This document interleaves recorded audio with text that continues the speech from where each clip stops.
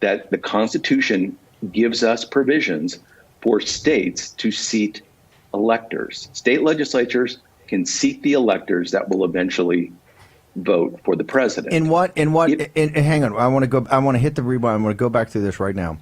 I want people to understand the Constitution was a contract.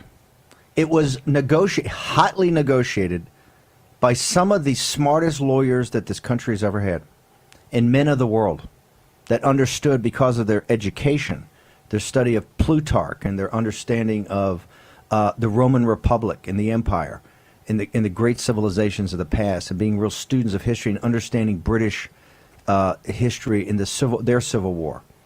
These were learned men and tough negotiators and great lawyers, not good lawyers, great lawyers. Okay, the Constitution is a contract, and there's remedies in that contract, as in every contract. They understand things wouldn't be perfect because they understood that human nature would get involved here. There's a remedy. They understand that there would be, on occasions, there might be chaos in these elections, and they set out a remedy in the contract. So, Brian Kennedy of Claremont, walk us through, and I want you to walk through now, what these remedies are in times of chaos, sir. Well, I mean, the easiest remedy in this particular crisis is that you have states where it looked like one candidate, Donald Trump, had won, was winning. It was clear he had won. And then the voting stops, as we know, and then it picks back up and it radically changes. The numbers radically start changing to the point where any reasonable human being would think that fraud was occurring. Now, in that, a state legislature would have the ability to then examine what went on and decide whether to accept the recommendation, the tally by the Secretary of State, what we have as today's Secretaries of State in most places, or to seat themselves, the electors, based on their judgment. They swore an oath to the Constitution. Their judgment would then decide, is this a valid election? Should we seat the electors that the Secretary of State has given us, or should we examine it and then seat our own electors? And so if I'm a state legislator in Pennsylvania and I see that massive fraud occurred and that my Secretary of State is not willing to administer the vote adequately, I can then convene the legislature and we can have a vote. We can have a political debate. We can make this political, in which case the Pennsylvania legislature or Wisconsin or Michigan or North Carolina or wherever can then vote themselves to seat electors. And then there is an honest, open debate, discussion. There's nothing being stolen. There's nothing that everyone cannot see and be part of. And I think our movement, the movement of people who want to defend the Constitution, can go to those places. People in those states can petition their legislators. They can have rallies in those states. They can make the case to the people. Yes. And President Trump can actually make the rallies, man. I'm sure you're going to see rallies. We've got under 2 minutes, and I want to keep you over, Brian. We've got so much. We're going to back up some stuff, but we'll get it all in. We've got live reports from on the ground. We're going to have Barris back with analytics. We have Bill McGinley coming in with legal. We've got all that. I want to go to one thing now. If they can't do that, if they can't certify, and remember, this has to be votes. Votes have to be certified, verified, chain of custody, legal votes. Now, if you can't do that, you're in the courts, you're doing recounts. If you can't do that, and the legislature can't do it, if you blow past the safe harbor, because there's a time the clock is ticking. The clock is ticking for them to steal this. So these thieves in the night, the clock's ticking. If they get past the 8th, the safe harbor, and there's not actually a slate of electors up to the Electoral College, it gets kicked into the House of Representatives, does it not? The Congress, does it not, Brian Kennedy? Right, and that's called a contingent election. Contingent. Hang on, I'm going to get to that. I'm going to get to the contingent election when we return with Brian Kennedy of Claremont, one of the great strategic thinkers in our country, a man whose hair is not on fire. All right? I say Bannon, crazy Steve Bannon. Well, hey, there's some pretty solid, stable citizens out there like Brian Kennedy, Phil Klein, and others. We're going to have the show today. Have thought this through. President Donald J. Trump is the President of the United States. He's going to remain the President of the United States. The will of the people spoke on November 3rd, the year of our Lord, 2020. We're just here to implement that, the people's will. Fog City Midge, Jack Maxey, Stephen K. Bannon. We're going to return with Brian Kennedy in just a moment.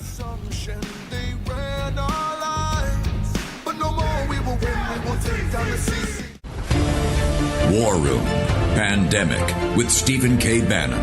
The epidemic is a demon, and we cannot let this demon hide. War Room Pandemic.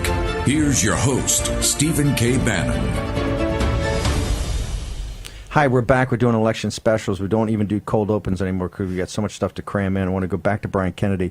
Brian, if it can't happen with the electors and the votes, and it's all mashed up, and they got these unverifiable votes, and you can't actually have the electors go to the state capitals on the 14th. You've blown through the safe harbor in the 8th.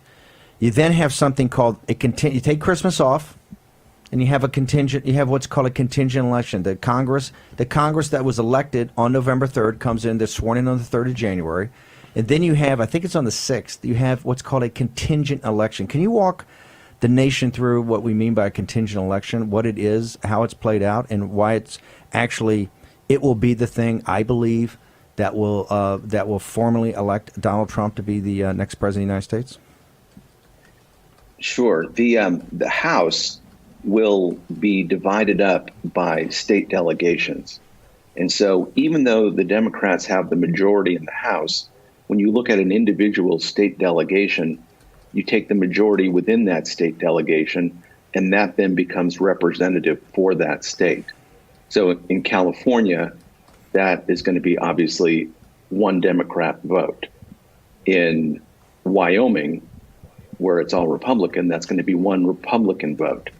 And then you're going to go state by state. California with 40 million people is going to get one Democratic vote because they have a Democratic majority in their congressional delegation. In Wyoming, that's very Republican. It gets one vote, and they have, 790,000 people, correct? Right. When you do it that way by the states, and remember, we're a republic, and it's a republic of the United States, the states then will vote.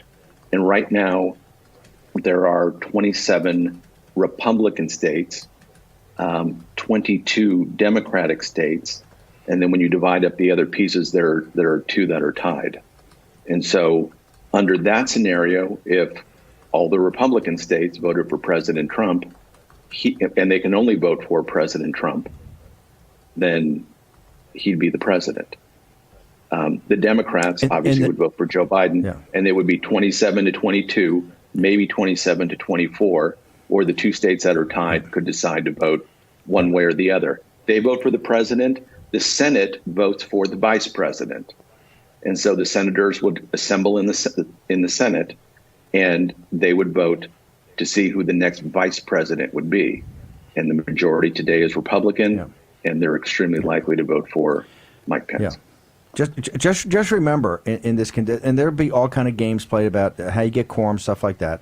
If it gets down to noon on the 20th, Nancy Pelosi does become the acting president. Only for that time it takes to work out. Only people that can be elected president are people who got electoral votes in the election. That you only have a choice of Biden or Trump. So one of those two would ultimately be it. And this is why Georgia is going to become the center of the known universe for politics quite quickly, because those runoff elections, at least the one for Kelly Loeffler, and maybe if they keep cheating down in Georgia, and they're going to, at 6 o'clock, have a live press conference we're going to try to get to with Kimberly Guilfoyle, Don Jr., Senator Perdue, and others about this fiasco down in Georgia. That if it was that we inadvertently lost those two, which we won't, but if we did, Kamala Harris could be the vice president of the United States in this contingent election. So there's all kind of possibilities right now. And I think your math, my math, I think got rid of the two ties with the new Congress, but I could be wrong. But we'll work on that another time. Here's the point. We have the votes in the House by state. And the reason is we were modeled off the Roman Republic, and the Roman Republic voted by tribes. They didn't take a raw vote, or the populace. They didn't take a raw vote. You voted by tribes, and each tribe got a vote, right? That's how they based the United States, was predicated upon the founders' great respect for the Republic of Rome. And what's the watchword of the Legion of the Republic of Rome? Fortune favors boldness, White House. Boldness. You're the President of the United States. Let's act like President of the United States. Let's start taking some action. Where are the 50 executive orders from Peter Navarro? Right? Let's go after the CCP. So, to step back, we have Mark Levin and these great, amazing lawyers and people that have been advocates for the Constitution. This is a defining moment, is it not, for us, Brian Kennedy? You define yourself as an individual. You define yourself as a nation in the cauldron of a crisis. Do you believe we're in that crisis now? Absolutely, we are. This is a crisis like we've never faced before, and now is the time. The next leader of MAGA, Make America Great Again, they're going to be the men and women who stand up right now and stand with President Trump against this coup. And one thing I would recommend, though, to your viewers is to make sure that they don't simply adopt the narrative that they are fed by the mainstream media, and I would include in that Fox News. I think some of our heroes in Fox News, the Tucker Carlsons, the Sean Hannitys, I think they are being marginalized here. I think they are pulling back. And I hate to say that, and I hope it's not true, but I don't see it. And I fear that Fox News has become the vanguard of the anti-Trump movement. I pray I'm wrong about that, but it's certainly looking that way. And I'd recommend to all your viewers not to accept whatever narrative they put forth, because I fear it's going to be, let's just be good losers and accept Joe Biden. And it didn't happen. President Trump won on Tuesday. Losers. He won on Tuesday. What would you recommend? Before I let you go, Brian, we're going to have you back on to do more depth later in the weekend. But what would you recommend? This audience is metastasized now, and part of it is that they're looking for sources to give them information and can tell them where to go to do something. Not what to do, but where to go to kind of do something. What would you recommend? I know they have to go to Claremont. We're going to put it up. It's 79 pages, but you need to read it. You need to read it. You need to take some time and kind of go through it and mark it up. They got to go to Claremont and get your 79-day report, which is the counter to the transition integrity report. What else should our viewers do? I think there's a lot of good stuff being done over at the Federalist right now. I think some of that's super. I'd recommend watching your show and America's Voice. I think that's the new place to go for not just conservative news, just the truth. And I would say the one thing that's most important is not to lose hope here at all. This is a great country. You're going to see it rally to the Constitution, to freedom, and to the one guy today who is defending that, and that's Donald Trump. And we can't in any way be discouraged at all. We won, and now we have to use the Constitution to defend that.